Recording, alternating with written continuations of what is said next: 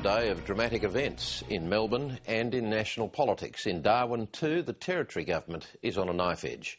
First, the allegations of a homegrown terrorism plot after a series of dramatic dawn raids across Melbourne. Federal and state police, with ASIO, say they foiled a plan to launch a major suicide attack on Australian Army bases after a 7-month investigation dubbed Operation Neath. 4 Australian citizens of Somali and Lebanese descent have been arrested, and a 5th man, already in custody, is also being questioned. It's alleged the men have ties to the militant Somali Islamist group al-shabaab, an organisation some experts claim has links to al-Qaeda. Matt Peacock reports.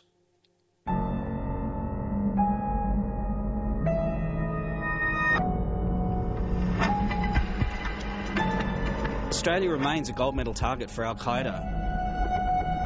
It's something that's been going on for a while, and in a way it's surprising that this hadn't happened previously.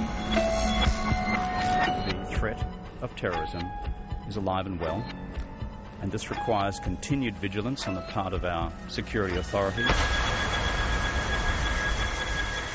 For 7 months, state and federal police and intelligence agencies have mounted a massive surveillance operation. Today they struck, launching pre-dawn raids on 10 houses to prevent what they allege was a plot to launch suicide attacks against Australian Army bases. In court, one man appeared this afternoon charged with conspiring to commit an act in preparation for or planning a terrorist act. Federal police were granted another 8 hours to question the other men arrested about evidence gathered from their mobile phones and text messages. Police will allege that the men were planning to carry out a suicide terrorist attack on a defence establishment within Australia involving an armed assault with automatic weapons. Details of the planning indicated the alleged offenders were prepared to inflict a sustained attack on military personnel until they themselves were killed. The alleged plot spans the globe from Melbourne to Mogadishu, where the radical Islamic group al-shabaab has clawed back control of much of southern Somalia since the US-backed Ethiopian invasion 3 years ago. The al-shabaab movement found safe haven in Eritrea and has subsequently been receiving aid, arms, logistical support from the Eritrean government, and has since pushed back into Somalia and now controls large sections of southern Somalia, central Somalia, and also the capital. Somalia has been a failed state for decades, with suicide bombings, piracy and abductions commonplace, including the kidnapping last year of Australian journalist Nigel Brennan. Al-Shabaab, which is Arabic for young men, has some links to al-Qaeda, according to the Australian Strategic Policy Institute's Carl Ungara. Al-Qaeda certainly is a different organisation from what it was a few years ago. It's not the same centralised organisation that we knew of it back in the 1990s. It's actually devolved to many of these affiliate groups, such as al-Shabaab, who've been named as potential, as organisers in this case. But they follow the broader Salafist ideology, but they will act independently of al-Qaeda's sort of operational plans. The al-Qaeda mastermind behind the 1998 bombings of the US embassies in Nairobi and Dar es Salaam is now believed by US intelligence to be working with al-Shabaab. While al-Shabaab has been proscribed as a terrorist organisation in the US, that's not the case in Australia.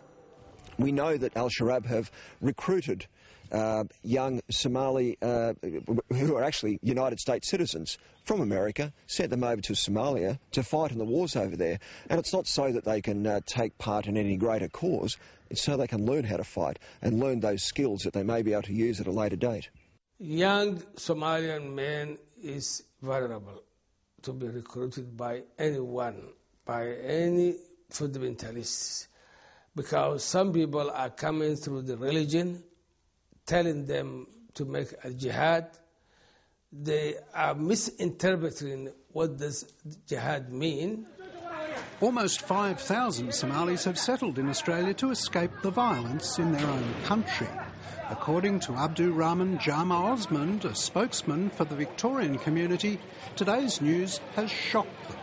My community is a peace community, is a good people, but what if one or two people have done a mistake? You don't have to take for all of the people in this world. I'm telling the Australian community that we are Australians, we are abide by the law of Australia, we are getting help, we are giving help to the police by investigating this kind of... That's a message that was echoed today by Victoria's Police Commissioner, Simon Overland. We understand that the overwhelming and vast majority of people of Islamic faith are not terrorists. They do not support terrorism. They have successfully integrated into our community.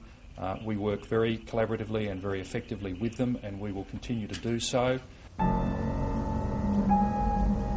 Police allege that surveillance had already been conducted of Holsworthy-army-base in Western Sydney, home for some of Australia's special forces and a predictable target, according to SAS veteran and international security specialist Paul Jordan.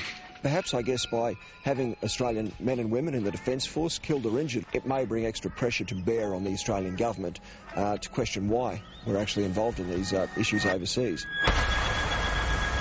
Despite today's arrests, experts warn that an underlying threat remains. Australia has to understand that it is a terrorist attack on home soil is a real possibility. That report from Matt Peacock.